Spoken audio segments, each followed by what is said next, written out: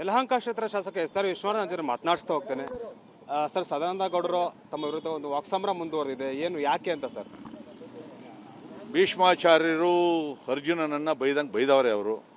ಏನಿದ್ರು ನಮ್ಮ ಗುರುಗಳೇ ಅವರು, ಅವರು ಕೂಡ. ಆದರೂ ಕೂಡ ನನಗೆ ಕೆಂಪೇಗೌಡ ಜಯಂತ್ಯೋತ್ಸವಕ್ಕೆ ಯಲಹಂಕಕ್ಕೆ ಬಂದಾಗ ಎರಡನೇ ಫಸ್ಟ್ ಟೈಮು ಎರಡು ಮಾಡಿದಾಗ ಹೆಚ್ಚು ಕಮ್ಮಿ ಒಂದು 90% ಪೊಲಿಟಿಕಲಿ ನನಗೆ ವಿರೋಧ ಮಾಡ್ತಕ್ಕಂಥವ್ರೆ, ಉದ್ದೇಶಪೂರ್ವಕವಾಗಿ ಅವ್ರು ಮಾಡಿದ್ದು. ನಾನು ಹೇಳಿದೆ 18 ವರ್ಷದಿಂದ ನಾನು MLA ಆದಾಗಿಂದ ಭಾಳ ದೊಡ್ಡ ಪ್ರಮಾಣದಲ್ಲಿ ಕೆಂಪೇಗೌಡ ಜಯಂತ್ಯೋತ್ಸವ ಮಾಡ್ತೀವಿ, ನೀವು ಅಲ್ಲಿ ಹೋಗೋದು ಅಷ್ಟೊಂದು ಸೂಕ್ತ ಅನಿಸಲ್ಲ, ನಾನು ಶಾಸಕ, ನೀವು ನಮ್ಮ ನಾಯಕರು ಅಂತ ಹೇಳಿದ್ರು ಕೂಡ ಅವ್ರು ಅಲ್ಲಿ ಹೋದರು.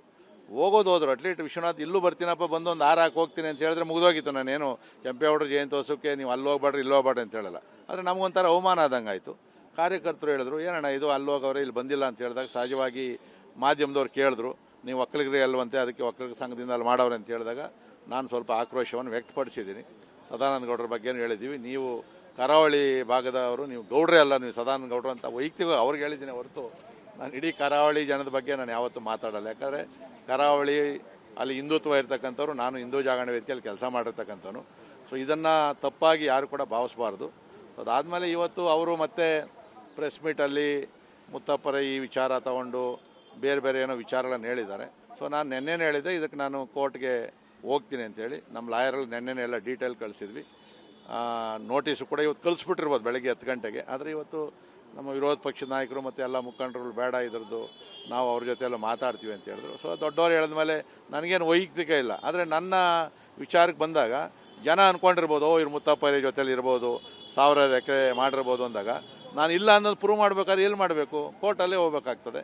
ಸೊ ಈಗಲೂ ಸದಾನಂದ ಗೌಡ್ರು ಏನೋ ಒಪ್ಕೊಂಡ್ರೆ ನೋಟಿಸ್ ವಾಪಸ್ ತೊಗೊಂಬೇಡಪ್ಪ, ನೀನು ಕಂಟಿನ್ಯೂ ಮಾಡು, ಅಲ್ಲಿ ಪ್ರೂವ್ ಮಾಡ್ತೀನಿ ಅಂತಂದರೆ ನಾನು ಅದಕ್ಕೆ ಸಿದ್ಧವಾಗಿದ್ದೀನಿ.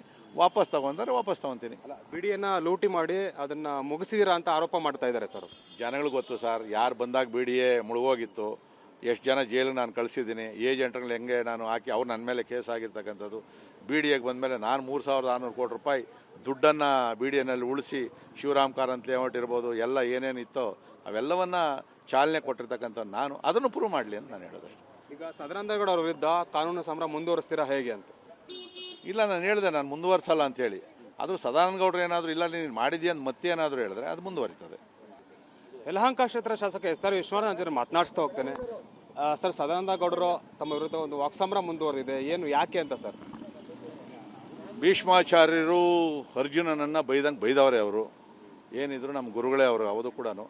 ಆದರೂ ಕೂಡ ನನಗೆ ಕೆಂಪೇಗೌಡ ಜಯಂತ್ಯೋತ್ಸವಕ್ಕೆ ಯಲಹಂಕಕ್ಕೆ ಬಂದಾಗ ಎರಡನೇ ಫಸ್ಟ್ ಟೈಮು ಎರಡು ಮಾಡಿದಾಗ ಹೆಚ್ಚು ಕಮ್ಮಿ ಒಂದು 90% ಪೊಲಿಟಿಕಲಿ ನನಗೆ ವಿರೋಧ ಮಾಡ್ತಕ್ಕಂಥವ್ರೆ, ಉದ್ದೇಶಪೂರ್ವಕವಾಗಿ ಅವ್ರು ಮಾಡಿದ್ದು.